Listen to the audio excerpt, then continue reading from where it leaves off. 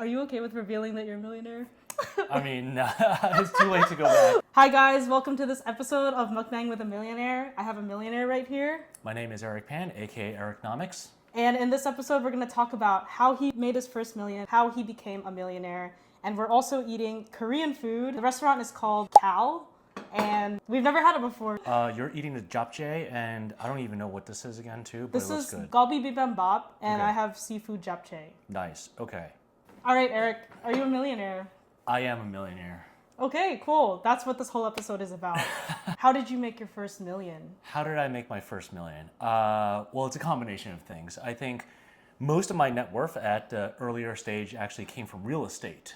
So not many people actually know about this, but in my earlier 20s, I started aggressively buying real estate. So at 22 or 23 was when I first bought my first house, then bought another house at next year, and then bought another house next year too. That was what started things off. So that's currently today, I have about a $500,000 real estate portfolio in that. And then the rest is made up of other investments. Dang. I also talked to someone else last night who is able to live passively because of real estate. So would you say that most people that are millionaires is because of real estate? Yes, I think there was a stat about it was 90% of millionaires made their money through real estate because it's super easy. Sorry, not super easy in a sense, because it's kind of like almost like a natural progression. Like if you hold your real estate for long enough, like you're bound to be a millionaire.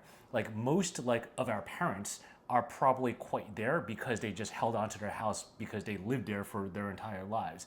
So it's kind of like an easier way to becoming a millionaire in a weird sense. Take me back to the first thing you did to make money. I did start making money actually at a really, really young age. I recall being in elementary school and I started selling Pokemon cards at breakfast and lunch. Do you still have them? No, probably not. Oh my gosh. How much do you think they would be worth if you still had those cards? I really don't know, because I don't think I had those super rare holographic first edition Charizards, but it was just fucking fire elements and water elements type of things, random shit like that. So I started selling a lot of these Pokemon cards in school, and it'd be a couple bucks here and there and stuff like that as well too. And I think collectively I made probably a couple $100 or something like that, which is in elementary school? In elementary school. Wait, how are these kids getting money to buy these cards? Well, it was a couple bucks here and there, Okay. but it was over the courses of couple years.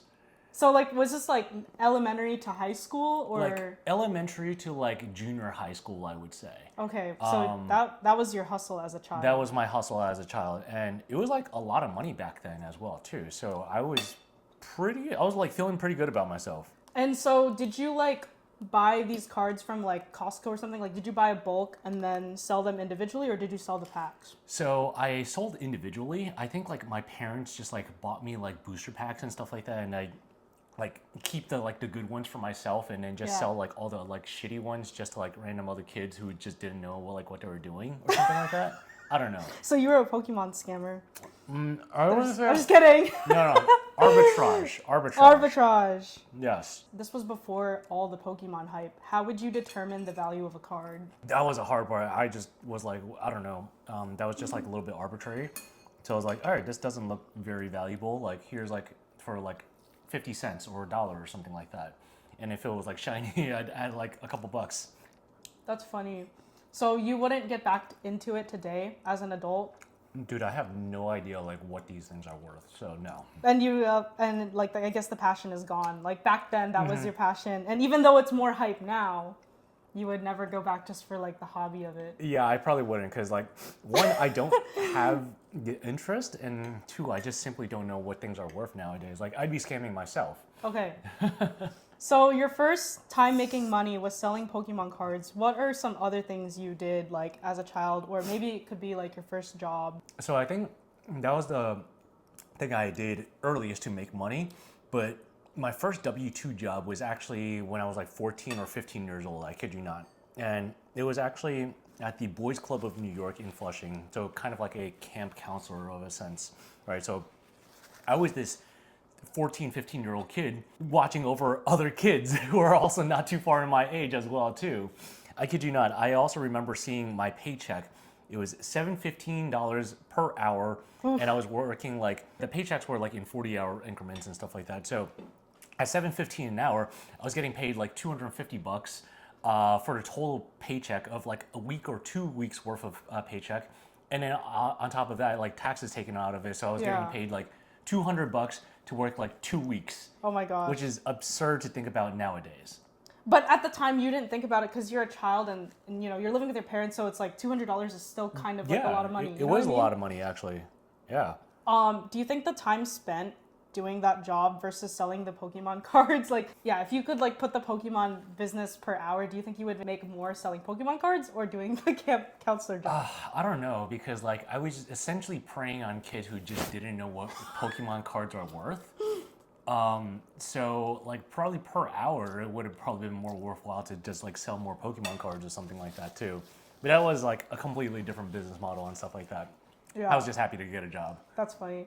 Okay, so you were a camp counselor, and then was that like all through high school? And then were you doing anything in between, like from high school to college? That was throughout all of high school. So if I recall correctly, I think that was in summers. So in summers was working every single year for 4 years straight. And then that was like throughout into college. And then college, my first kind of like W-2 job during like my freshman year of college was working at Red Mango, which is the froyo spot, for $7.25 an hour. So a little bit of an upgrade there too. Wait, what was the last one? $7.15.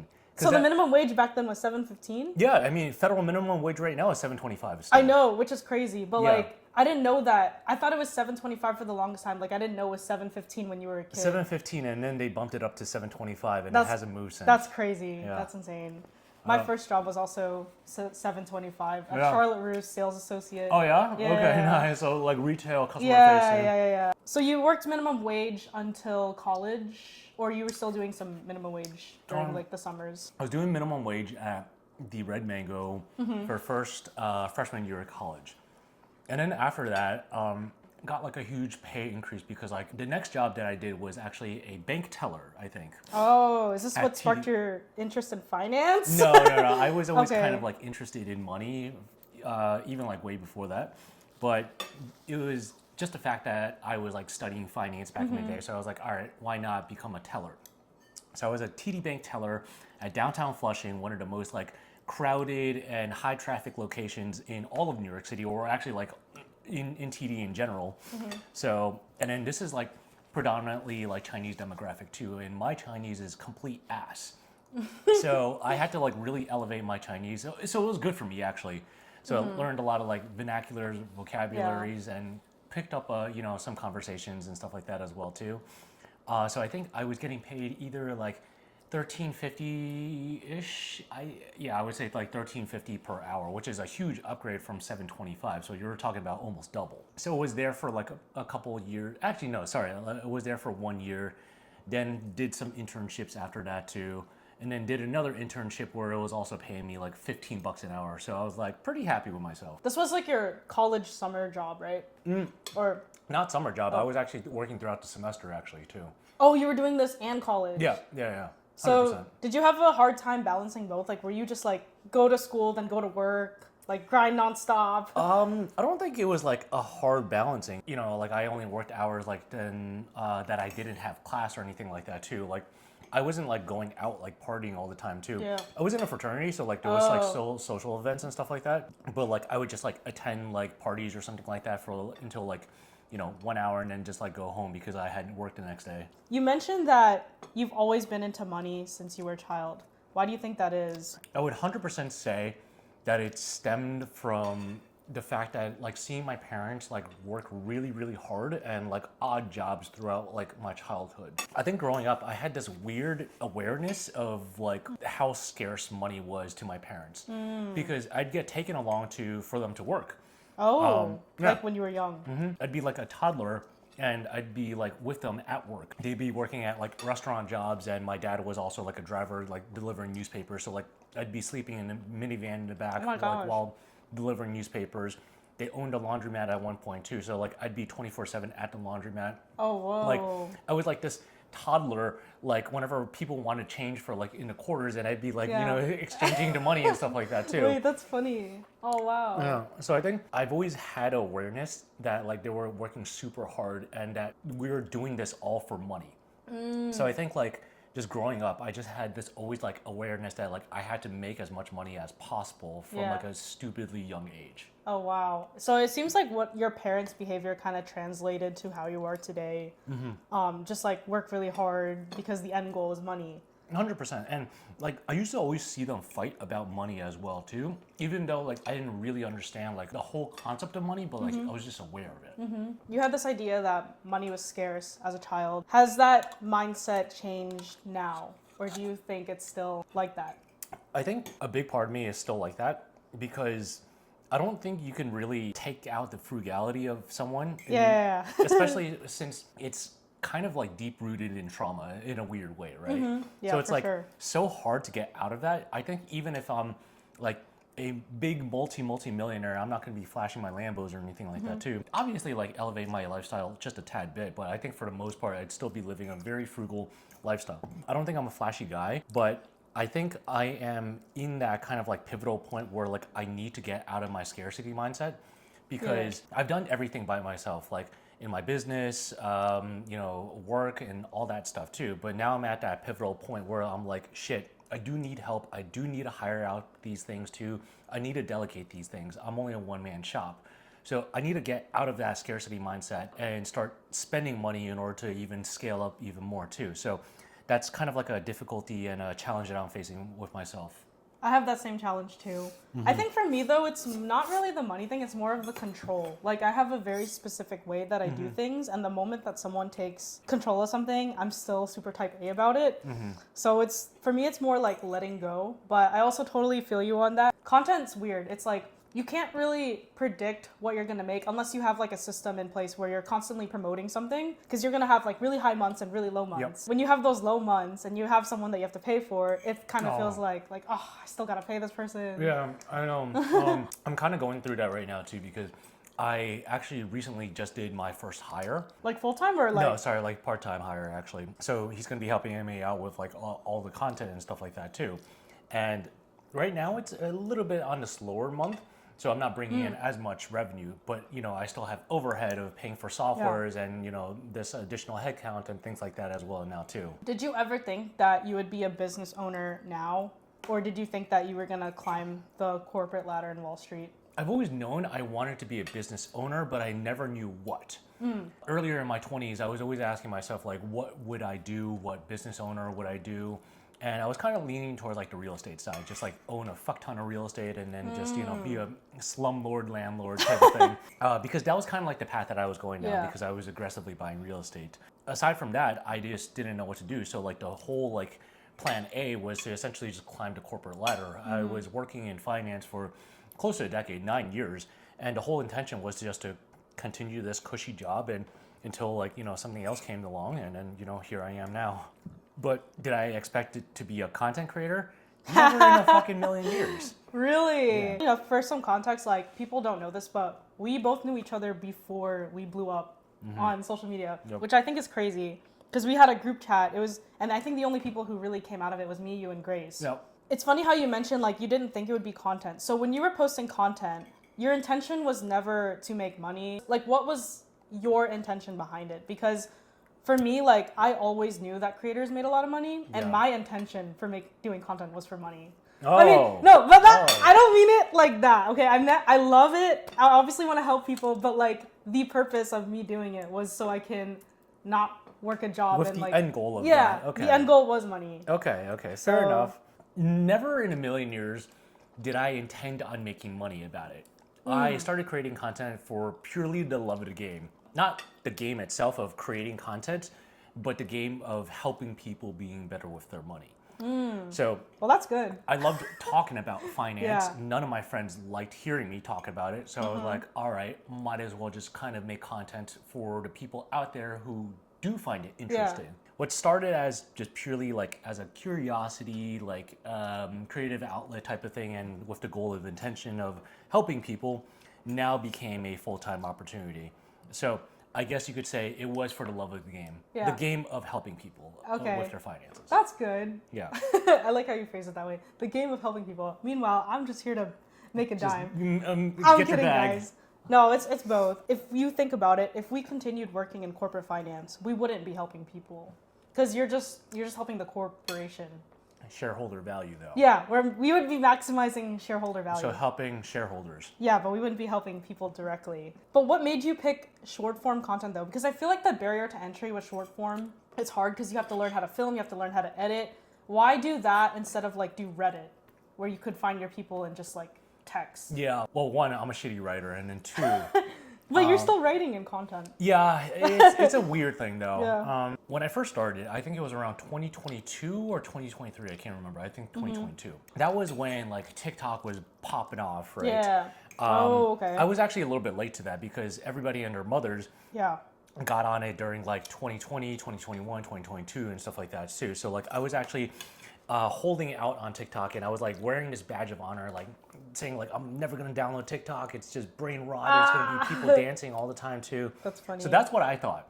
So I was really trying to hold out on downloading TikTok for the longest time, and then I finally gave in. I was like, all right, cool. This is kind of cool. This is also brain rot too, but it was just more so like the wave of how everybody was just creating content back then too. So I jumped on that. And what like encouraged you to jump on it? Did you have friends who were doing it and they were like, oh, you should post finance content on TikTok?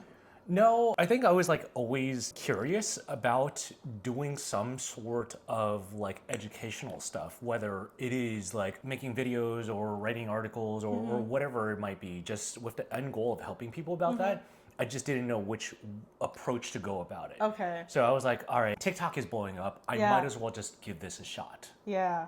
Well, Yeah. it's a good thing you did. And were you also posting daily too at the time? Or you were just like, definitely not, because like I was working like a normal job as well Mm-hmm. too. So it was just like whenever I had time or something, that came across that was interesting. I was also really inconsistent because it was just like, I mean, I was still posting like relatively consistently. It was just so easy to make it. Like there was no production involved whatsoever. Yeah. Too looking at my earliest videos, it was just like me just talking to the camera and just like that was really about it. There was like no preparation involved whatsoever. So I think just a barrier to make videos was just so low. I remember that one time when I was telling everyone in the group chat, like, I was struggling to grow on TikTok, but then I found my outlet through Instagram. And I was like, everybody come to Instagram. Yeah. And then boom, look what happened. All of us had like a growth spurt. Yeah. I Which is vaguely crazy. do remember that actually too. Yeah. Which is wild because I was like, when I first got on like Instagram, I was like, this isn't gonna really be a thing or anything like that too. But then like lo and behold, like Instagram popped off way more than TikTok ever. Oh did. yeah. Yeah. And didn't that video you made that got like 10 million views also garner like 100,000 followers? Yeah, so that was actually what set off the chain of events. So I made a video of like, I think it was like how to invest your first $1,000 in like 2023 or something like that. And that was essentially, that popped off and got like 10 million views or whatever it might be. And then that essentially took me from like a few thousand, say like 10,000 to 100,000 in a matter of like, say 4 months or something like that. Yeah. And that was what like set the momentum off essentially. And then the rest is history. I also remember, because you were still working at the time, I quit my job, and I told you I quit my job. I remember telling you, like, would you ever quit your job to do content? You were like, no. And then 2 months later, look what happened. You suddenly got laid off. And then I was like convincing you, I was like, just go content full time. Yeah. Let's talk about that. Why did the company let you go? And was that ever an option? Like, oh, if I got laid off, I'll go in this full time, or that was just like never in the card? My team essentially got scrapped. There was like 3 of us. One person left for like another role. Okay, so just also backtrack as well too. My team was sort of like on the revenue generating side. So meaning like getting new partnerships, getting new deals and things like that as well too. But meanwhile, a lot of the internal stuff was all like really like messed up and priorities were all shifting. So we had to actually divert engineering resources to fixing it rather than building out new products and partnerships and stuff like that too. So that meant the revenue generating side, my team, there was like no reason for that as well too. And it came at a really interesting time for them because one guy was already leaving. So that left me and another person. So they scrapped me. And then the other guy, he was like literally like the most tenured person out there too. So he Yeah. just got re-diverted into another team. So that's why. And that company is now a publicly traded company. And I left at the 10-month mark, meaning my shares of, or yeah, my equity actually didn't vest because for those that don't know, you have to be there for a year in order to reach that cliff, and then it starts vesting monthly after that as well too. So I was let go at either 9 or 10-month mark, so right before the cliff. Can you expose how much equity they gave you? I really don't remember off the top of my head. It wasn't like a life-changing amount or Yeah. anything like that too, but it would have been a nice payday. I don't know if it would have been like 6 figures, honestly. So nothing like super substantial. So like, how do you, like, let's say you stayed until they went public. Do you know what you would have missed out on if you could like predict an amount? If I were to probably like stay there and then like, like the crypto markets were like back up again, it probably would be like 6 figures or something like that. Like knowing what I know now, Yes. it's still not equal to staying there too. That's true. Because like, let's just say like arbitrarily, it's a 100K payday, right? So 100K, extra 100K bonus versus like, what I'm generating right now, it's sort of like a no-brainer for me. Yeah, that's true. Because like you're also thinking about opportunity costs. Correct. I also want to go back to the topic of real estate because I know we talked earlier how it built up the most of your wealth, right? You got into real estate at what age? 22 or 23 years old. That's really young for someone to get into real estate. You don't hear of people getting into it at 22, 23. Where did the bulk of your money that you saved up for your first house come from? It was through all savings and working. So I always knew, like a part of me knew that I always really wanted to buy real estate. Yeah.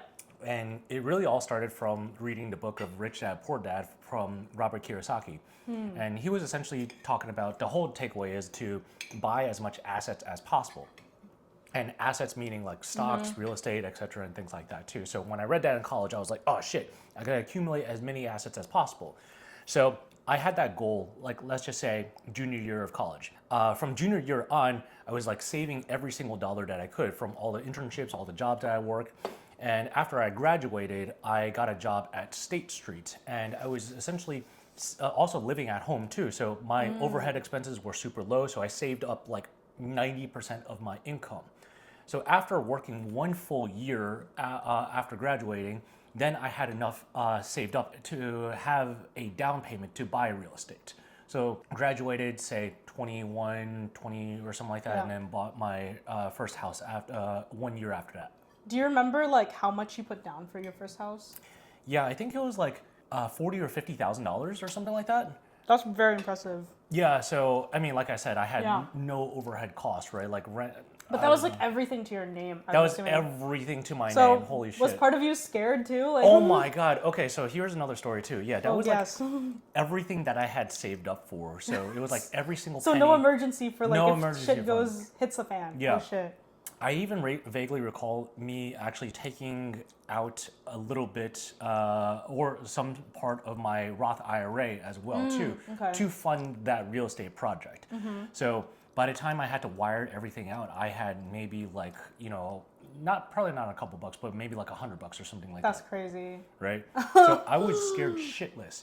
And on top of that, for context, I bought a house that I've never seen to this day. Let's talk about that because that Yeah. I thought that was crazy when you told me that you bought your first house without ever looking at it until like what 2-3 years ago. Oh, I still never seen that one too. That's insane. Yeah. But talk about why you decided to make that decision. Where'd you even get this idea? Because I didn't even know that was possible. I think it's crazy, but Yeah. let's talk about it. Living here in New York City, like buying real estate is not like very feasible, right? Just to even live in it, let alone like renting it out for making a profit. Because if you buy anything over here, you're not even going to be breaking even. You'd be lucky to be breaking even. So I was like, all right, I'm not going to be buying here in New York State or New York City. Where else can I look? So I started looking elsewhere in other states where like the numbers actually made sense, meaning like there's better cash flows and things like that as well too. So I started looking all over the place, started doing like a top-down analysis, looking in different states. All right, I was like, okay, cool. What are the states that actually fit that criteria? Oh, usually red states might fit that criteria because it has better or more friendly landlord-tenant laws usually favoring the landlords. So I was like, okay, cool. Kept on narrowing it down, and then I narrowed it down to Georgia. So all the things kind of really lined up. It was a little bit more landlord friendly. The prices were a little bit more attractive.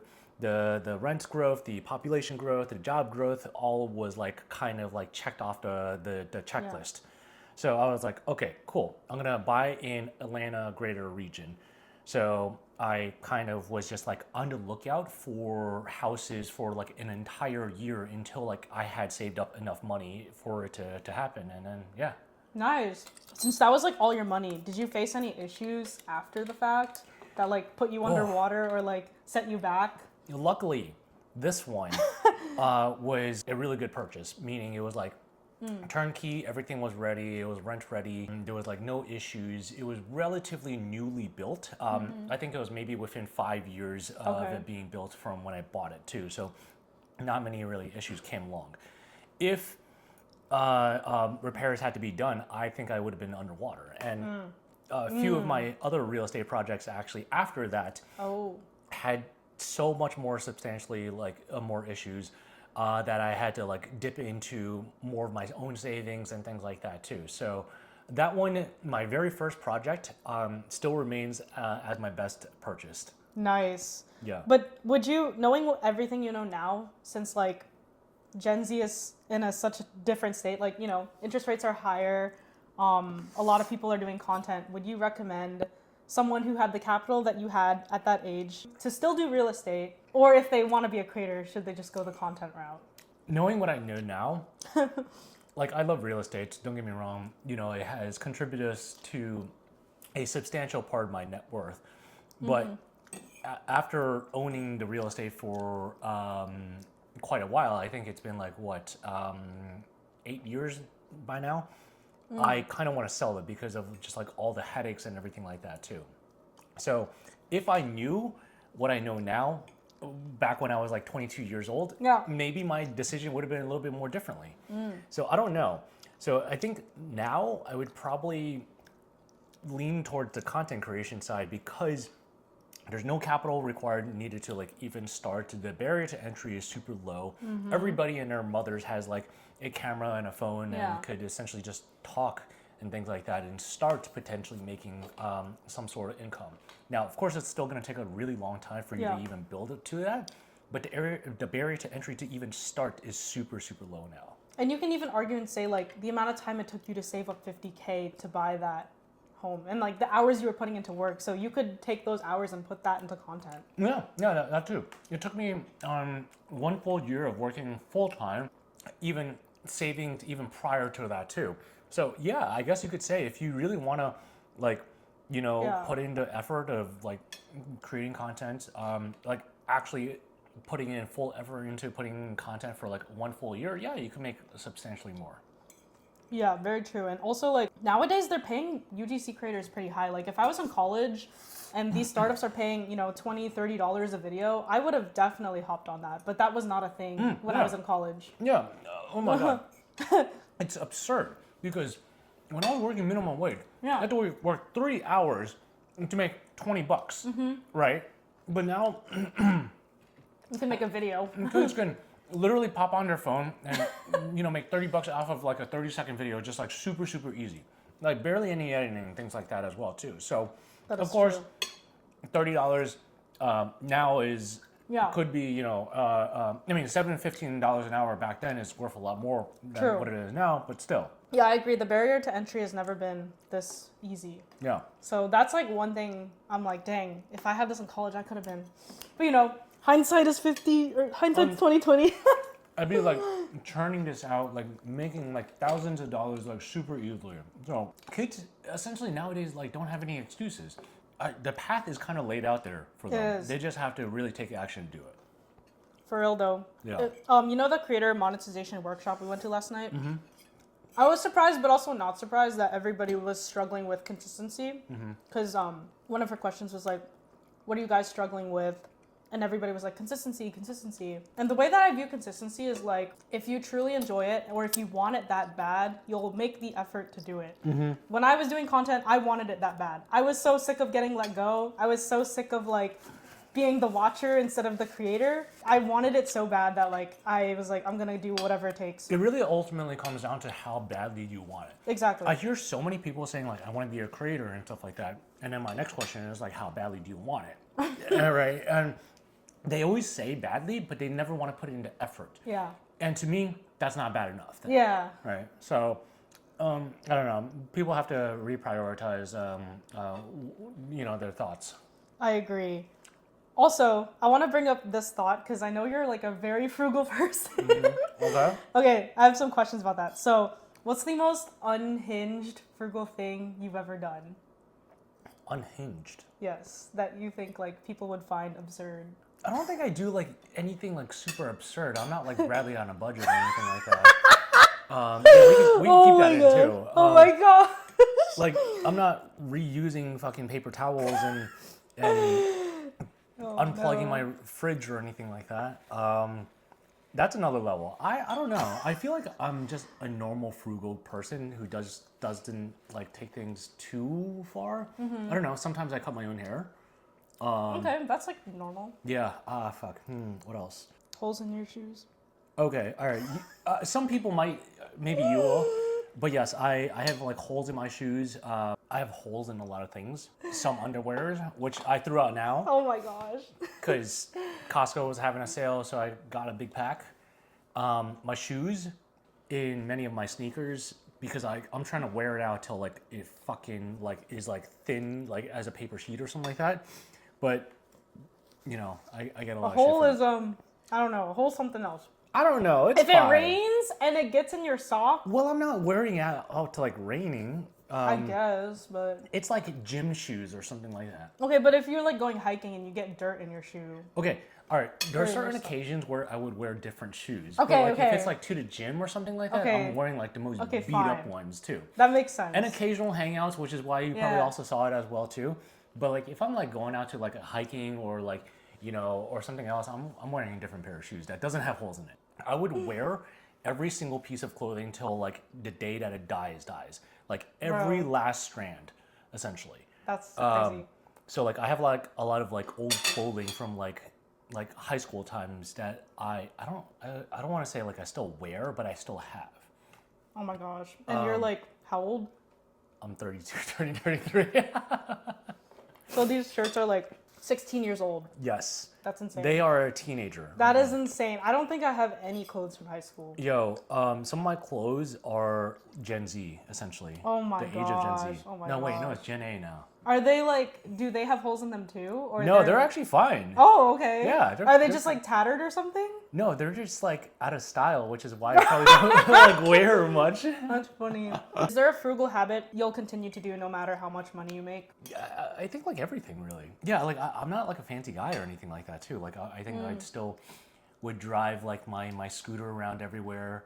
I'd like, I don't, because all of this stuff is normal to me. I don't know. Yeah. That's so you wouldn't get your dream car. Like let's say you got all the money, you wouldn't just use your dream car and just Like drive how around rich the are city? we talking about? Like you got 100 mil. 100 mil, yeah, I would. Okay, then what's so you wouldn't keep any of your frugal habits if you had 100 mil? No. Like I would Okay. still get like nice things here and there and Okay. stuff like that, but like I don't think I would go like super flashy or anything like that. Yeah. I think if I had like $10 million, I'd still live a relatively similar lifestyle type of thing. So I think if 100 million, that might change a little bit differently. Yeah, for sure. I may get a little nice toys here and there and maybe upgrade my apartment or buy a place, but like not wear like Rolexes or like Yeah. wear fancy things or anything like that. Like, Okay. if like I'm like walking outside, like you won't be able to tell that like I'm rich Okay. type of thing. Yeah, so you'd still stay like your same style. and 100%, stuff. yeah. All right, I have some rapid fire questions. Okay. This is gonna be fun. Stocks or crypto? Long-term crypto, but right now stocks. Why? My thesis is that crypto in the long haul would be the best performing asset class. I'm talking about like 10, 20 years type of thing too, but for 99% of the other people out there, probably Yeah. like stocks. Okay, this might answer me the personally. second one. Yeah, this is for you personally. Yeah. So the next one this is for you. Bitcoin or S&P 500? For you. Okay, you. for me, it will probably be Bitcoin in the long run. Real estate or content? Content. Creating content or options trading? Still content. Affiliate marketing or digital products? Affiliate marketing. Brand deals or high ticket sales? Brand deals. I was gonna beep this one. What? I gotta hear it though. Megan or Oh my god. That's fucked up. I just thought it would be funny. Oh, that is actually really funny though. No.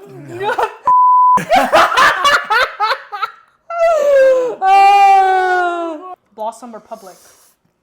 Blossom. Blossom or Bitcoin? Bitcoin. Sorry, Blossom. Sorry, Brandon and Max. Bitcoin or Ethereum? I like Ethereum. Okay. Oh, why? You can actually use Ethereum. So a lot of DeFi, essentially. You can't do DeFi on Bitcoin, and I'm a big DeFi guy. Alex Hormozy or Warren Buffett? You can't replace the GOAT, so Warren Buffett. Saving money on food or saving money on housing? Probably on food, because I'm still like a gym bro at heart, so like Okay. a lot of it comes down to just substance. Yeah. So, like like, protein and stuff. Yeah, I could just like eat like shit for like my entire life, type of thing if I really wanted to. And shit as in like super bland and Yeah. you know. Yeah. Dogs or cats? Dogs, 100%. Chinatown in Manhattan or Chinatown in Flushing? Flushing. Dude, I'm from Flushing. I gotta represent too. Fuck. Oh yeah, I forgot you're from there. If every job paid the same, what would you do and why? Like every job has the same salary. Yeah. Even content. I don't know, some fucking lifestyle travel blogger. I don't Really? know. I don't That know. does not sound like you. I can't see you as a lifestyle blogger. I mean, I can't either too, but like I wouldn't mind. You Like, wouldn't it mind? sounds fun. Then why don't you try it? Because I know I won't be making as much money in that. Oh, I mean, you could do like, I don't know, a day in the life video, how much you spend in a day. Bro, people don't give a fuck on what I spend. No, you'd be surprised. People are nosy. Why are you so motivated by money? I think money gives you options. Money is like a tool. It won't solve everything, but it can solve a lot of things out there too. Yes. There's not a lot of things that money can't solve. Obviously, like, you know, the cliche thing is like, oh, money can't, you know, buy you happiness, but it sure can buy you a safety net to quitting your job that you absolutely hate. It can buy you a vacation. It could buy you whatever you might need, or like unexpected medical bills and things like that too. And it could also do a lot of good Yeah. as well too. So my goal is to essentially give my parents the life that they absolutely deserve in their retirement. So if they want to like travel and buy nice things or do whatever they want, Yeah. money is a tool for me to do that. Have you done anything like that for them yet? Well, right now, like I'm paying for like a lot of like reoccurring expenses, like telephone For them? and TVs and stuff That's like so that as well sweet. too. Yeah, I've been doing that for a little while now as well too. So like once they go into like retirement, like I am gonna be giving them the lifestyle they like absolutely want and deserve. Aw, that's so heartwarming. Yeah. Does money buy happiness? No, it won't buy happiness per se, but it could get you pretty damn close. I will say that. That is true. I will say, like, when you get to a certain point, it solves all the daily problems of, like, you know, the survival. problems. But then after that, it's like, at that point, it's like, how much do you need for your life? Yeah, It's exactly. more like a vehicle. Yeah, it's more of a vehicle and a tool, I would say. Final question. For people who aspire to become millionaires, what is the biggest piece of advice you can give to that person? Yeah, I think the biggest piece of advice for people who want to be millionaires, it's kind of like the classic stuffs. Save more than you spend, maintain a relatively low lifestyle, invest more than anything, I would say, invest super aggressively. Because your biggest asset when you're young is your time. So the sooner that you start investing, the sooner you can start that, you know, compound interest and start rolling that snowball down that hill. So there's like, you know, a bunch of examples out there too. A person starting from 21 years old versus 30 years old. Yeah. You know, in the grand scheme of things, it doesn't sound all that far apart, 9 years apart, right? That's like me versus like, you know, a new grad type of thing. But the end goal, if we were both becoming like 60 years old, would be drastically different. It'd be over, you know, $1 million in difference as well too. So you want to start as early as possible, invest as much as possible, and aggressively as possible, as soon as possible. Okay, cool. That's Yeah. a wrap. I totally forgot to film an outro, but thank you guys so much for watching my video Mukbang with a Millionaire. Let me know what guests you would like to see next in the comments down below. Be sure to subscribe to Eric's channel as well as mine and give this video a thumbs up. Thank you guys for watching, and I'll see you in the next one.